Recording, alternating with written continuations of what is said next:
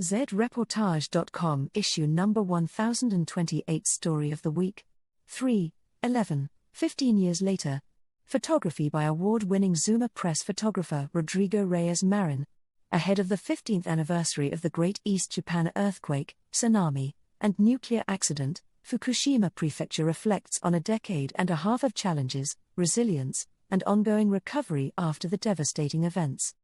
On March 11, 2011, the Great East Japan earthquake and tsunami hit the Hamadori area of Fukushima.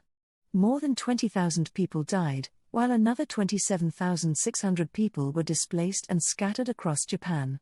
The earthquake also damaged the Fukushima Daiichi nuclear power plant, triggering radiation alerts and large-scale evacuations. Today, many in Fukushima use the disaster as a foundation for rebuilding the region stronger and more resilient. As the frequency of severe natural disasters continues to increase, Fukushima's experience also offers lessons for the global community. The area has gradually restored streets, homes, and community spaces while developing innovative industries focused on alternative energy and technology. Former and new residents are returning as towns reopen, agriculture gains renewed trust, and local traditions regain strength.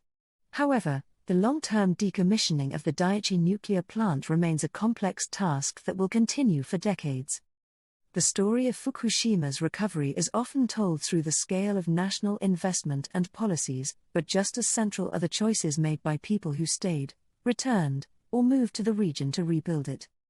Fukushima is now undertaking rebuilding activities while carrying a nuclear legacy that shapes both its internal identity and how it is perceived from outside.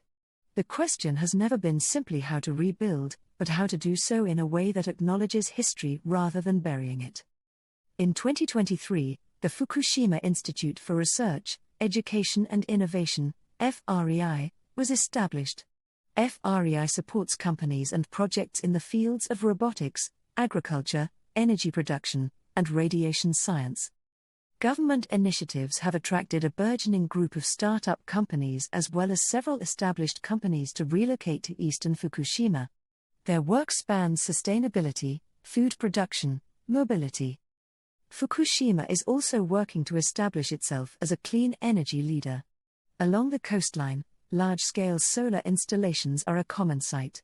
The region is also home to one of the world's largest hydrogen production facilities, the Fukushima Hydrogen Energy Research Field, which produces hydrogen using renewable energy for power. This emphasis on clean energy comes from Fukushima's nuclear experience. Rather than shifting away from energy production, the region is now positioning itself at the forefront of debates about sustainability, resilience, and risk. Text source: gethiroshima.com